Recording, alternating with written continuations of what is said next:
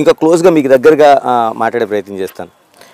కోన రవికుమారు అధికారులను బెదిరిస్తాడు, భయపెడతాడు, తనకు అనుకూలంగా లేకపోతే చాలా చేస్తాడు, అందుకే కేసులు ఎదుర్కొంటున్నాడు.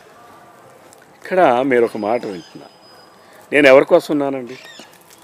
అసలు రాజకీయాలంటే ఏంటి? ఎవరి కోసం రాజకీయాలు? నన్ను నేను ఉద్ధరించుకోవడానికి రాజకీయాలా?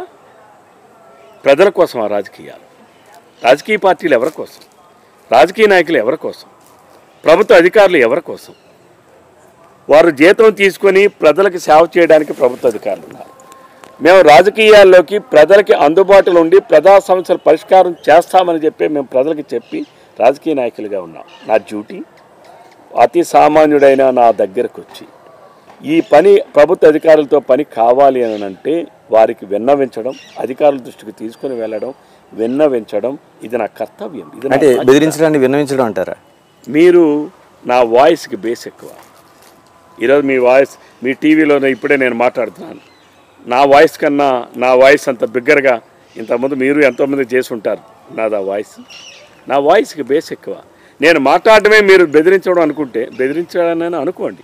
I don't bother about it, because నేను ప్రజలకి ఎట్ ది పీపుల్ ఉన్నానా లేదనేది నాకు ముఖ్యం. ఇట్స్ మై కన్సర్న్ ఈజ్ ప్రజలకి న్యాయం జరగడం, ప్రజలకి న్యాయం చేయడం.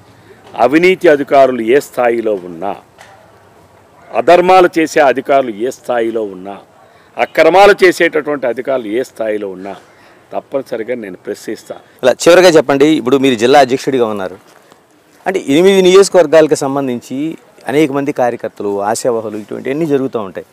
చాలా సమన్వయ లోపం ఉందనేది ఒక పెద్ద విమర్శ వినిపిస్తుంది. అంటే ఇది ఏ విధంగా భావించాల్సిన అవసరం ఉంది? అంటే ఇక్కడ సమన్వయ లోపం ఏం లేదు. మా జిల్లాలో అందరూ సీనియర్స్. బెందాలం అశోక్ గారు, నేను 3 తడవలు పోటీ చేశా, ఒకసారి గెలిచా. ఆయన 2 సార్లు పోటీ చేశాడు, 2 సార్లు గెలిచాడు. అచ్చెన్నాయుడు గారు, ఆయన కూడా 96 నుంచి కంటిన్యూగా గెలుచుకుంటూ వస్తున్నాడు. మధ్యలో ఒకసారి ఏదో ఓడిపోయారు, బై ఎలక్షన్లో ఒకసారి ఓడిపోయారు. అలానే బొగ్గు రావణమూర్తి గారు 1983 నుంచి ఉన్నారు. 83లో ఆయన తెలుగుదేశం పార్టీ అధ్యక్షులు. ఆయన బొగ్గు రావణమూర్తి గారు నర్సన్నపేట. లక్ష్మీదేవి గారు ఉన్నారు, గుండా అప్పలసుందాని గారు.